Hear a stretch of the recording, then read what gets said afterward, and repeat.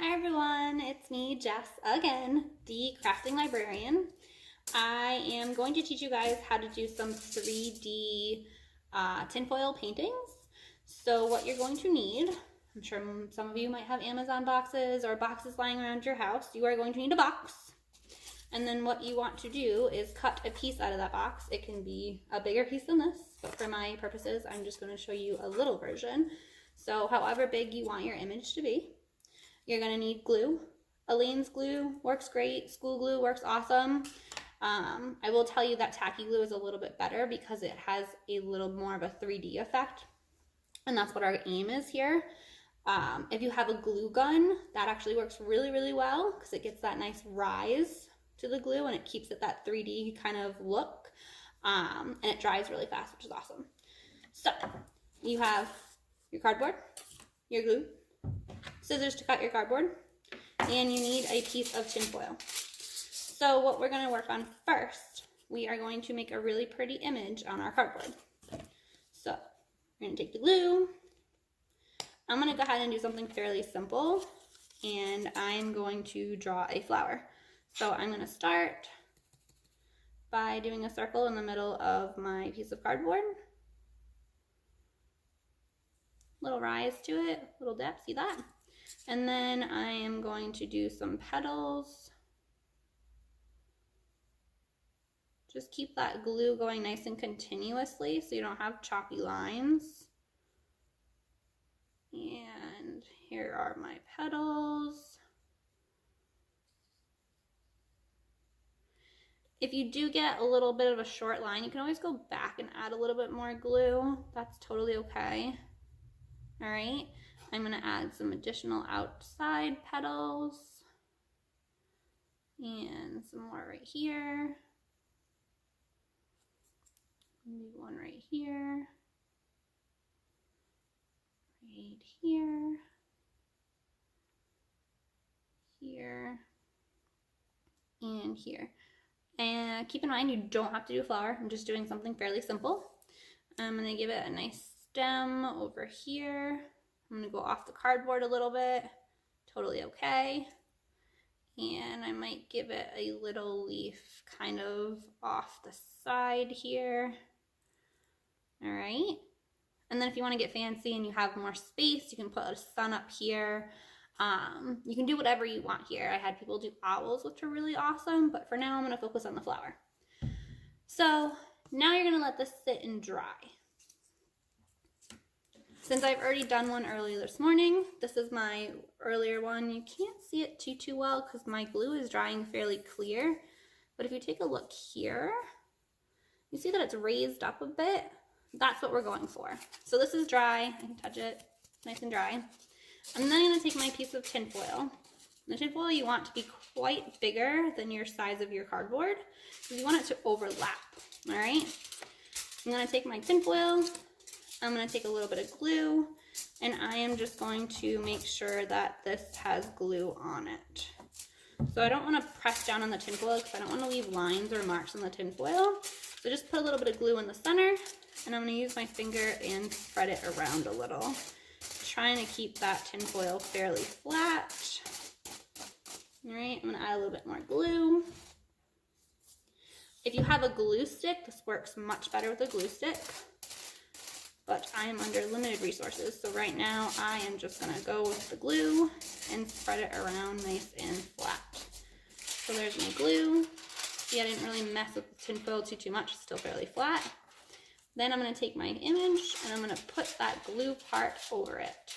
And then I'm just going to use my finger and kind of just flatten out the image here. So using that glue stick, trying to get all the pieces of my image here. Okay, run your finger along in there. You want to try and show all those beautiful lines that you created with your glue. So that's what I'm doing here.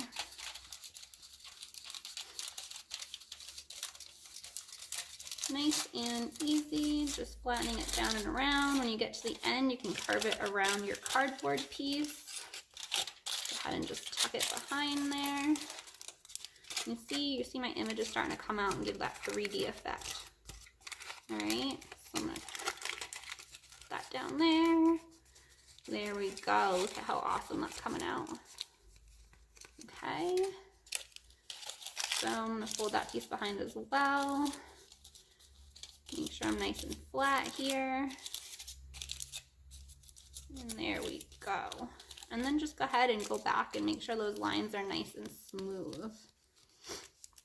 So if you're having trouble getting your lines to come out, if you take a wet Q-tip and you just kind of go over in those images, in those empty blank spaces where the glue isn't, that's going to help kind of flatten out the tin foil and make it look really, really nice.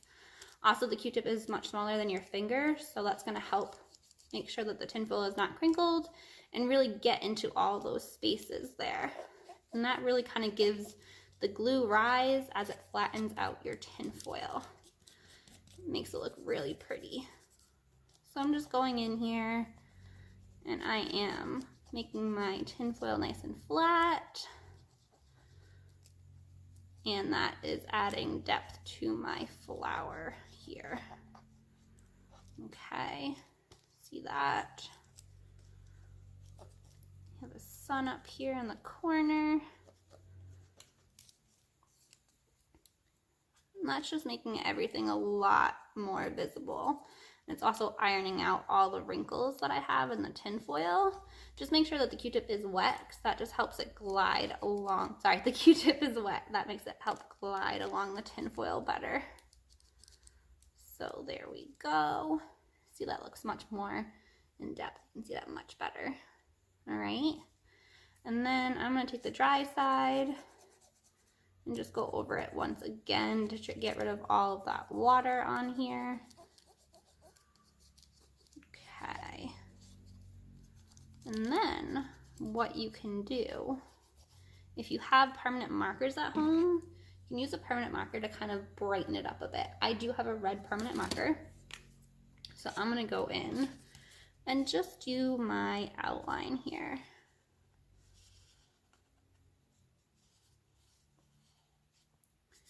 And I can go in and I can shade it.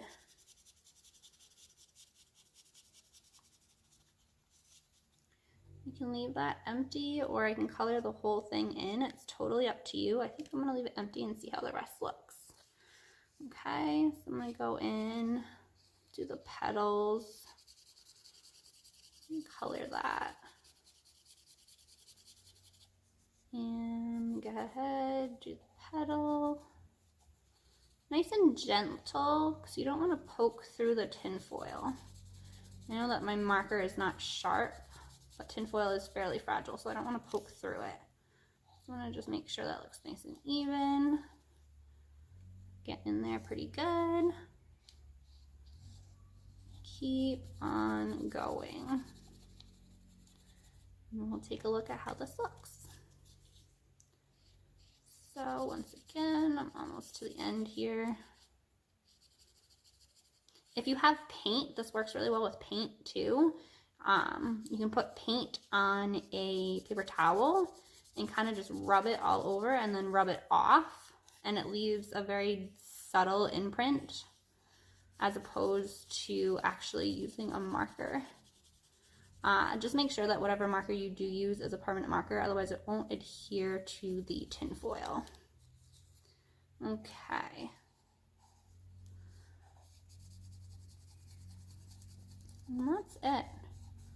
Those are my petals anyway. So because I only have one color, what I can do is I can do the whole thing in red. And it'll just be a red flower. So you can do that if you want, or you can leave it just the way it is. It is entirely up to you. All right. So let's see here. I have my stem here.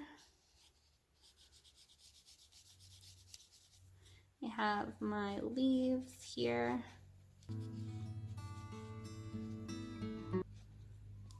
And I have my other leaf here.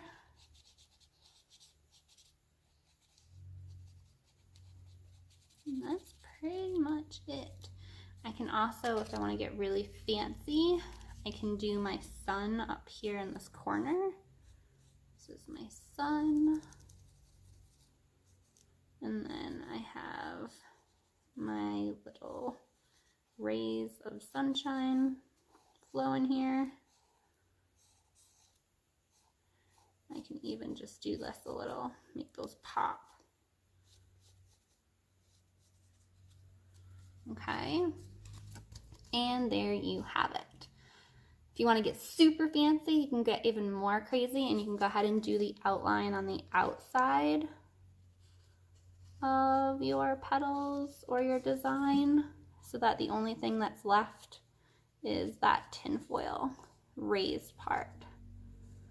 So you guys can go crazy with this. You can either leave it as it is, just that tinfoil, or you can go ahead and outline your flower, or what you could do too is outline all the negative space. So instead of doing the flower, I can outline everything around the flower. Like I said, you can do whatever image you want. It does not have to be a flower. It can be whatever you enjoy. So, for instance, that is this one. And there we go. So that is my finished product.